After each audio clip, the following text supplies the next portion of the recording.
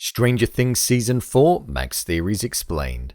Well, if just like me, after that trailer you were baffled to see Max floating 6 feet off into the air, I think it was the most appropriate reaction.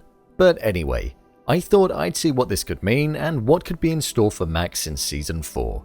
So let's jump in. Here is Stranger Things Season 4 Max Theories Explained. Just to let you know, this video will contain spoilers from previous seasons.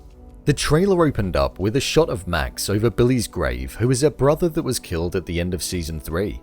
She appeared to be reading him a letter that she'd written to him, and she called out about how since he had left, everything had been a mess. She tried to be happy, but everything was a disaster. She mentioned how she can't be normal and how she knows that it's impossible to be.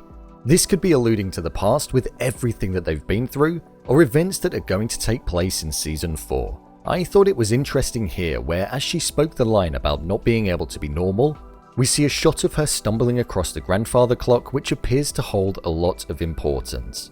The fact that she was on her own is something which I think is symbolic. She was venturing down the hallway alone, stumbled across what looks like an entry point to the Upside Down, and I think she's going to find herself inside of it, and it will be here where maybe something happens. And whether it be upon passing through the gate, she potentially adopts some kind of abilities or powers, or even worse, something could latch onto her. We've seen this be done in the past. In Season 3, the Mind Flayer consumed Billy before he was killed, so there's nothing to say that the Mind Flayer's proxy form that's still alive in the Upside Down could latch onto Max and use her as a host, which would have given her these abilities. It would be fitting yet haunting because the Mind Flayer used her brother as a host and then also killed him, so it would be rather poetic in a disastrous way. This could be giving her the ability to levitate and potentially fly, as we see later on in the trailer. This, however, is when she's over the exact same grave that she is at the start, but the first name is different. It's not down as Billy, it's down as William, yet it has the exact same dates and tribute message. There's an outstanding question about why it could be like that. It could have something to do with Max entering the Upside Down through the path of the grandfather clock.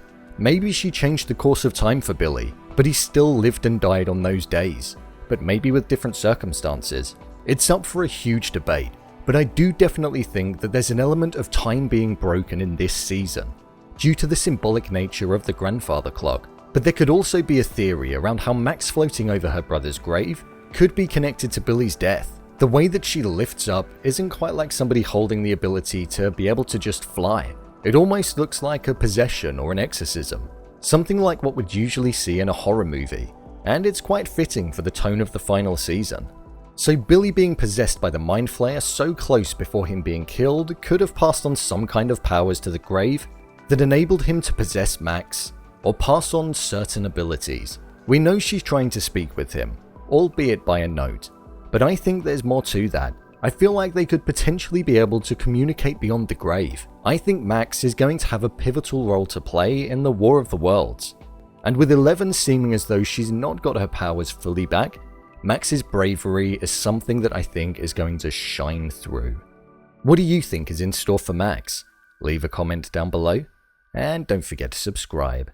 I'll see you next time.